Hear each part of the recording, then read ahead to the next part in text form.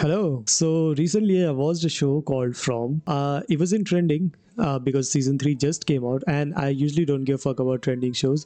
I watched Squid Game an year after it came out. Last trending show I remember watching was Shogun. I decided to give this show a chance, and holy fuck, it's very fucking good. I really like the concept of this show, and overall story is also pretty fine. It also gives very Hunter x Hunter vibes. I'll talk about this one later. Overall rating, if I were to give for all 3 seasons, I would say it's a solid 7.5 to 8 out of 10. It has potential to become a 9 out of 10 show, but like I need to see more. Like even though there are 30 episodes, much shit didn't happen. Apparently there are way more monsters in the forest, and we just learned the story of the main monsters, that they sacrifice their children to become the immortal monster which they are. There's still a lot of stuff unexplained, like when Jim and Kenny were in the shed, what was knocking on their door, kimono woman, man in yellow. There's a lot of stuff still unanswered, so like I said, it has a potential to become a 9 out of 10 show. That's for later. The main thing I'm here is to talk about is the theories, because my friends are still at season 1, because I watched the show in like 3 days. So I'm here to talk about 3 theories. Now, again, these theories are not mine except for 1 or 2 of them. Majority of these theories I picked them from a YouTuber called Think Story, so huge shout out to him. From his videos I picked up majority of these theories. So first theory, which is my theory, but again,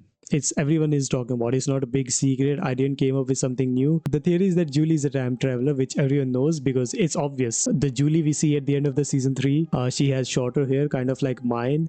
Her clothes are different, so it's like a completely different Julie compared to what we saw at the diner with Ethan. This Julie just randomly appeared where Jim was just couple moments before Jim's death, and she told him to run. Even though she's a time traveler, in the show they like to call her a story walker, someone who can go in the past chapter. The concept is same. Most likely the Julie we saw at the end of season 3 is from later chapter of the stories, and she came to this chapter to save her dad. Like Ethan said, she can't change the chapter, but maybe she can. Maybe she just hasn't realized her true power or something like that. If you have read the Tensura light novel, I won't spoil you, but in that light novel there is someone who goes back in time to save someone else, and they fail multiple times until they eventually succeed. So maybe Julie have to try again and again to save her dad, because Jim death is just doesn't feel, that's satisfying. Like it would make more sense for Jim to die saving his family or some shit, but that's just from being from. Maybe they just kill him, they just don't care. Like not everyone gets a heroic death or some shit like that. But yeah, the main theory is that Julie is a time traveler. The Julie we see at the end of season 3 came from future to save her dad. Second theory is about Man in Yellow. My personal theory is that Man in Yellow is the entity who made all these monsters. He is the one who granted them immortality, because we know how these monsters came to be. They sacrificed their children to become the monster they are, but they didn't specify they sacrificed to who gave them these powers. It could be very much Man in Yellow. He could be the very OG monster, and he's definitely better than other monster. He's literally walking in daylight like it's nothing. He can use radio and shit, so he's definitely superior compared to other monsters. Like most likely even Talisman can't stop him. The community gave him the name Man in Yellow, which is very similar to Boy in White. So they could be like good and bad of the forest. Boy in White is the good, Man in Yellow is the bad. Now let's talk about the other theories, which again shout out to Think Story. First theory is Raddle, the annoying bald dude. He is Man in Yellow. The only support for this theory is that Raddle have a scar on his cheek, and the drawing which Miranda draw in her basement of Man in Yellow also had a scar on its cheek. So scar on same place, so maybe Raddle is Man in Yellow, but I don't believe in this theory that much. Second theory is Ethan is Man in Yellow, because Ethan throughout the all 3 season wears a lot of yellow. Plus in season 3 Ethan was also like pretty depressed and like dark about stuff, like, oh, my mom is dead, you don't have to look for her.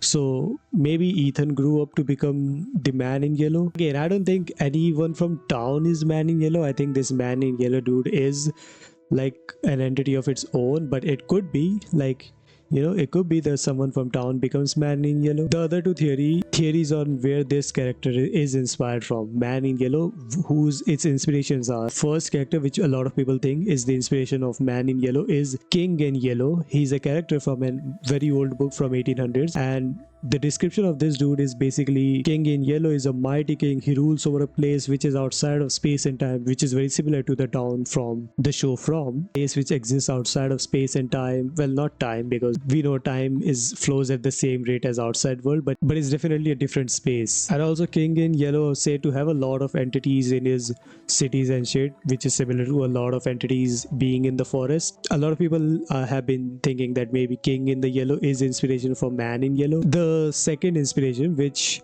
is more stronger than King in Yellow, is Dr. Mabuse. So again, shout out to Thing Story. But if you pay attention to the medical equipment in the season 3 in ambulance, the medical equipment are called Mabuse, and this is not a real life company, it's a fictional company they made for the show. Now this could be like they just didn't wanted permission from big companies and blah blah blah, or maybe it's a hint. Now Dr. Mabuse is a character from an old novel series, and his description is basically Dr. Mabuse is this dude, he dresses in yellow, he's a very manipulative and very intelligent dude.